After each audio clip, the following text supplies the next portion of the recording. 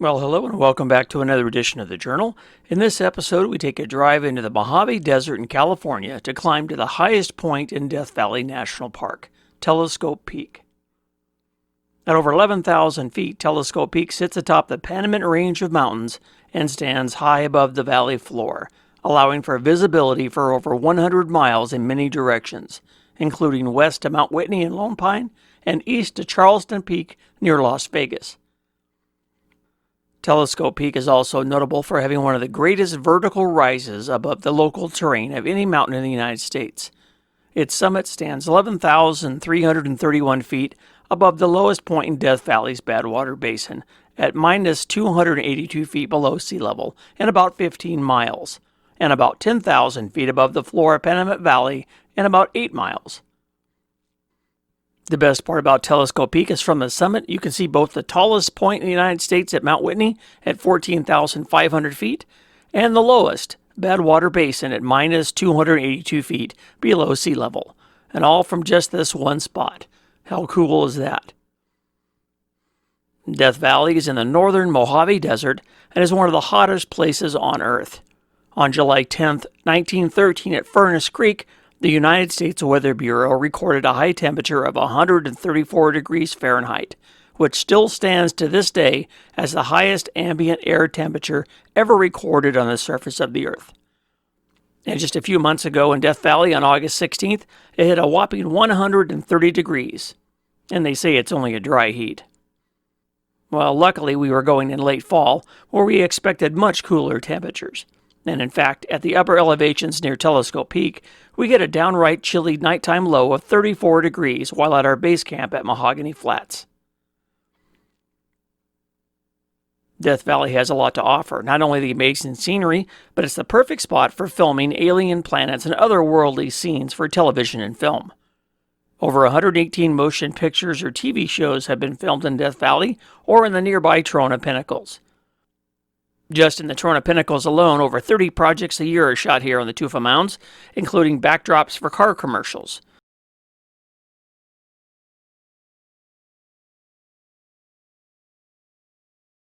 Sci-fi movies and television shows such as Battlestar Galactica, Star Trek V, The Final Frontier, Disney's Dinosaur, The Gate 2, Trespassers, Lost in Space, and Planet of the Apes.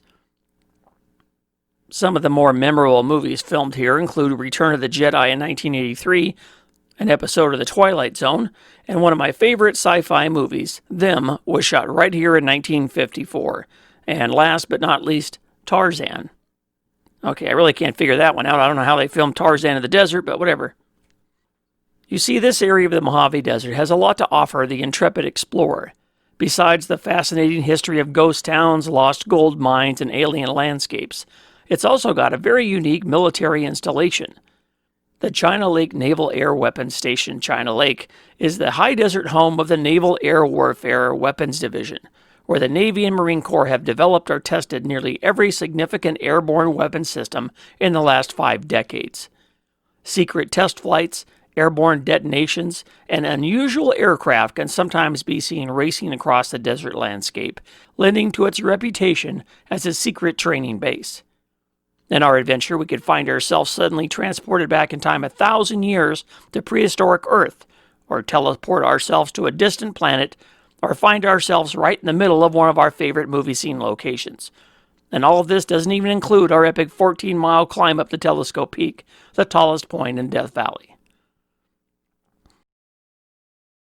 Our first stop on this adventure is to a location known as Fish Rocks, an unusual grouping of boulders and rocks projecting upwards from the nearby desert sands. I guess you could say they look like a school of fish nipping at the surface. We thought it was interesting enough and stopped to scout it out and got some photos just for laughs. Well, hello and welcome back to another edition of the Journal. Today we're going to be out in Death Valley, California. Made a pit stop in Ridgecrest. Topped off the gas tank and just drove a little ways down, and now we made a stop at Fish Rocks. If you wonder why they call them Fish Rocks, there's no need to worry because there they are. It's kind of cool. We'll get a little closer look here in a second. The fish need some water. I might have to help them out. Yeah, so this is the Fish Head Rocks right here off of, what is this, the 178? Is that what this is? On the road to the Trona Pinnacles. So if you ever wondered what fish look like in the desert, they look mighty thirsty.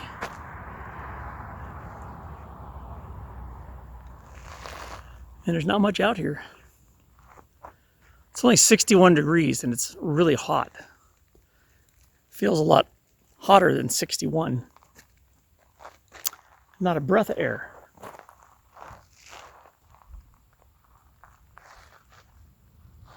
We're only about a couple miles from the turnoff to the Trona Pinnacles. We're not quite to Trona yet either.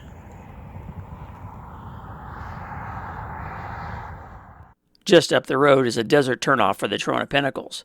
We stopped at the entrance to learn all about the tufa mounds and drove around the kidney-punishing washboard road 5 miles to a large pullout on the right, and a Boy Scout group spending their Saturday learning about model rocketry.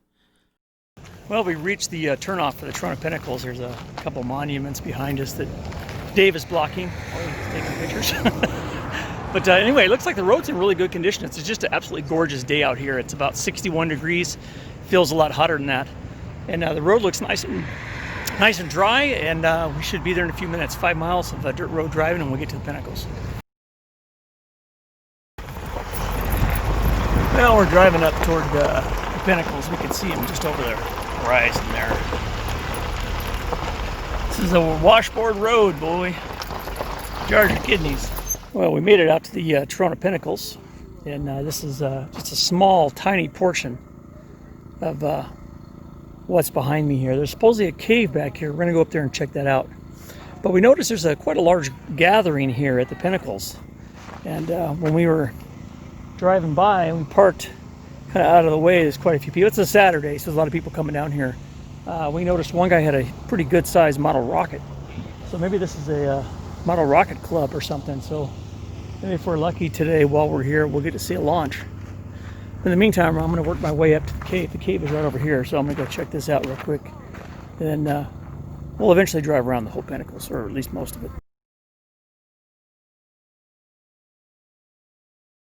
Okay, we're under one of the tufas here. And this one actually has a cave, or a mine.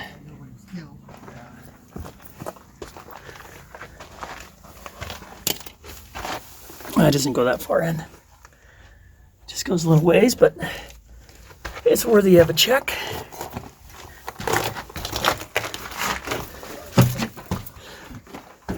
Looks like this is the local urine spot. No, I don't know. It doesn't smell like it though. It smells wet though. It only goes to here. Oh, okay. It doesn't go that far. That's natural? It's gotta be natural. Yeah.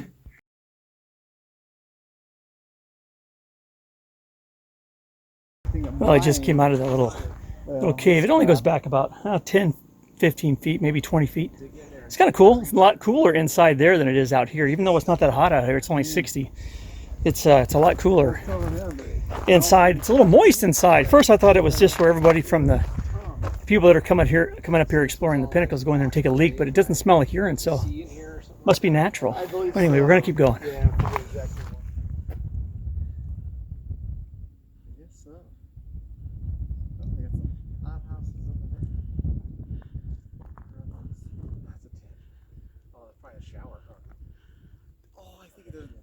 I think there's showers now.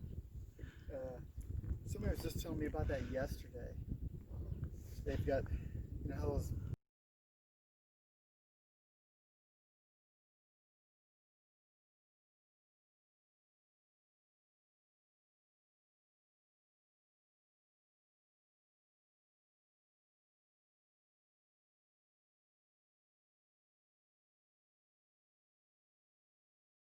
Now we're taking a little hike up and around the Pinnacles, and we went up one of these little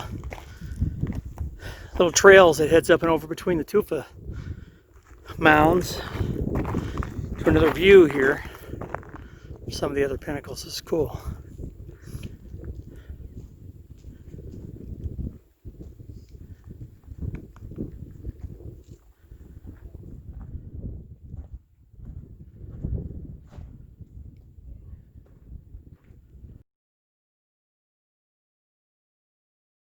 Well, I'm just kind of walking along some of the little used foot trails around the calcium carbide deposits here at the Trona Pinnacles, and it's got some amazing views.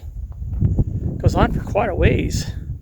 People are remote camping. They're overlanding here, and they're setting up their camps. They've got their Toyota 4Runners with their rooftop tents, and they got a perfect spot here. You can get nestled in amongst the rocks and get some windbreak, even though right now there's hardly any wind. It's just a slight breeze, and it actually feels really good. It's nice and cool. But yeah, we're going to spend another 20-30 minutes here, and we're going to explore some more of the little foot trails around the pinnacles, and then we're going to head on out. But we are going to have to stop and get something to eat here, so I'm going to take a walk over there, maybe go that way, see where that goes. We spent a good hour climbing up and around the pinnacles, checking out their unique formations and imagining ourselves transported to a different planet.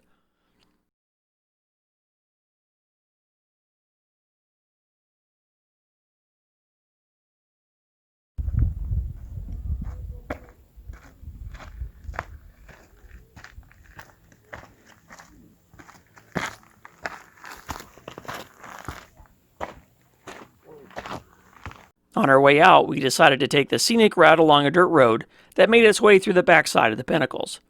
Here is where Dave got quite the unexpected view. It seems that a large group of, well, I really don't know what to call them, alternative lifestyle, postmodern, free-spirited hippies, I guess, had set up their camp. Just as we were driving through, one of them leapt up and danced around wearing psychedelic prints. One guy in particular was wearing a skirt and frantically spraying his legs and undercarriage with sunscreen. Luckily, I had looked away, but Dave got the full moon shot as he lifted up his skirt to get the backside. It was quite the eclectic group for sure. We made a quick stop off to check out the railroad cars parked on the track before heading back to the highway to continue our adventure through the sad little town called Trona.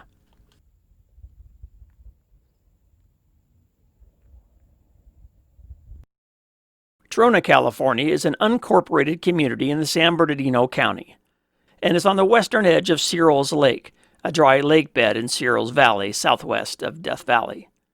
The town takes its name from the mineral trona, abundant in the lake bed. It's about 170 miles northeast of Los Angeles. Trona is also known for its isolation and desolation. The local high school plays in a dirt football field because the searing heat and highly saline soil kills the grass. At one point, it boasted an 18-hole golf course that was, well, all sand except for the greens, which were just a softer shade of dark brown dirt. A few years back, Trona was the epicenter of a massive earthquake. Trona, a town struggling to halt its downward decline, bore the brunt of this two-fisted earthquake. First a 6.4 magnitude punch on the 4th of July, and then a giant 7.1 magnitude Friday night, with many aftershocks that followed. Rock sides closed the roads and cut off the population of about 1,500.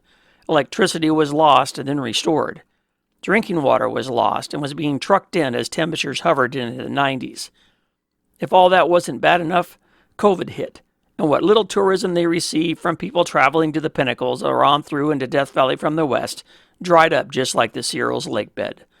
Stores and restaurants closed, gas stations were damaged beyond repair, and the town just about died. Today it struggles to hang on to its meager existence. There was one small market with gas station attached that was open, and several folks stopped by for snacks or to top off their fuel before heading into Death Valley.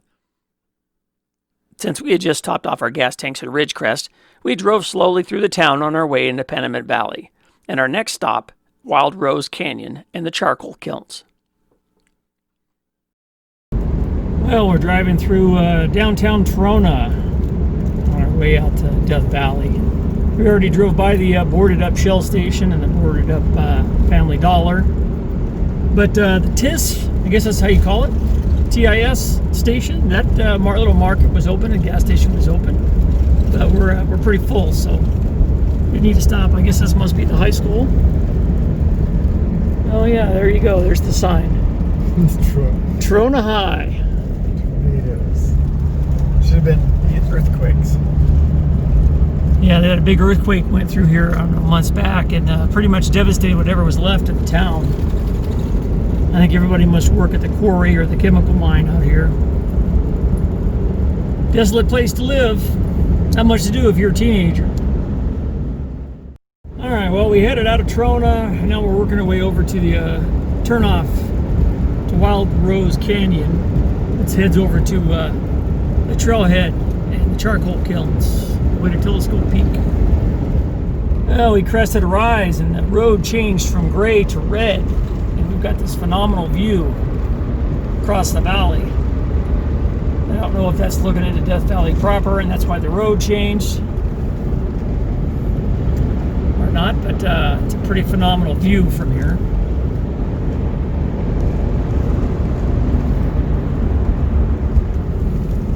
As we're working our way down this little steep grade.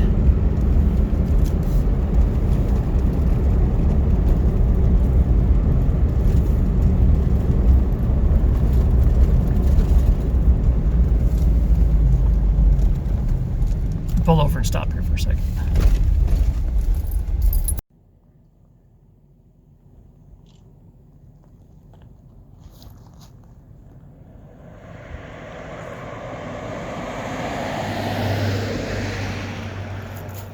So this is the Panamint Range of mountains directly in front of us, and Telescope Peak sits on the left.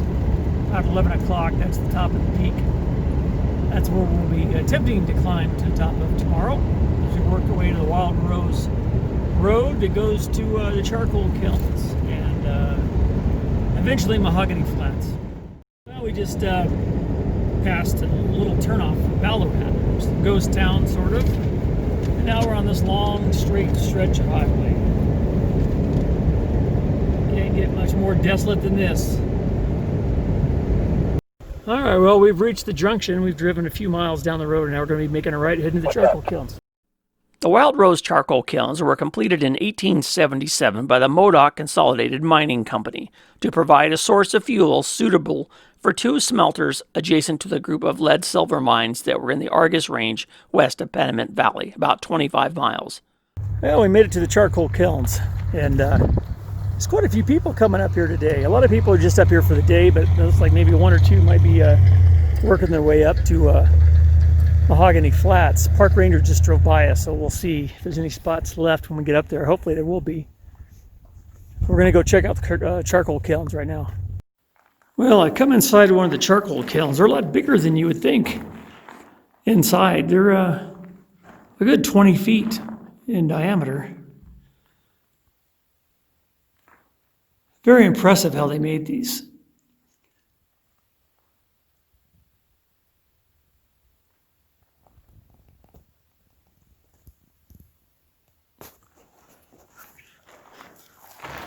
But as we head outside here, they're about 5 feet, I guess, the opening.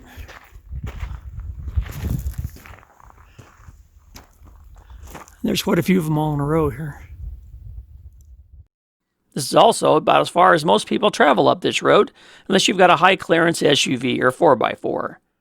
It's possible to head up a few more miles in a standard automobile, but not recommended due to the sharp rocks and uneven grading. I had read just a few days earlier from a forum post that Mahogany Flats had received some snow from that last storm that blew by, and the road was icy. We had no problems, though, in my Jeep, and Jerry was able to make it all the way up to Mahogany Flats, too, but then again, he has a lift kit and large tires on his Tahoe. When we arrived, I was a little surprised to see some Subaru SUVs and a RAV4, but they do have a little more clearance than the standard vehicles. Now, Mahogany Flats is a somewhat primitive camp set at 8,200 feet and is managed by the Death Valley National Park. It only has 10 sites, most with just a picnic table and a fire pit. There's only one pit toilet situated near the entrance, and no water was available. Since it's at 8,200 feet, it's a lot chillier up here than in the valley below. Here in mid-November, we expected it to get down into the mid-30s tonight, a far cry from the 50s at campsites down in the valley. We lucked out and found a nice open campsite at the back end of the campground with outstanding views toward the valley. Here we unloaded the Jeep and set up camp for the night. Well, this is our view from our campsite at Mahogany Flats. We actually have a pretty good view out toward Badwater, even from up here.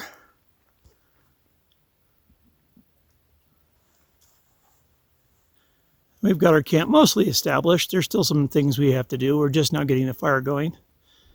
I won't get my G stove going till later tonight. But I want to be cooking steaks and baked potatoes and asparagus on the campfire, so we got to get that going so we get some coals.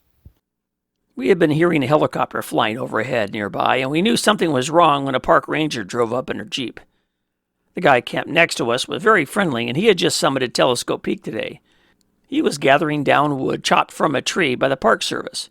The ranger told him it was illegal, and then spotted my Polish Lavu with the stovepipe. Rules state fires are only allowed in fire pits provided by the Park Service. My setup was unusual, so she came over to chat. Nicole Bernard was an experienced park ranger at Death Valley with over 10 years of experience with the national park system. She told us she had worked 8 different national parks so far in her career and had been assigned to Death Valley for the last 18 months. I explained that my G-stove was a self-contained stove inside the tent, and that the fire was controlled inside a stainless steel box, and the heat dissipated through a 9-foot-tall pipe topped off with a spark arrestor. My tent stove was a lot safer than a national park fire pit, I told her. She just smiled and agreed.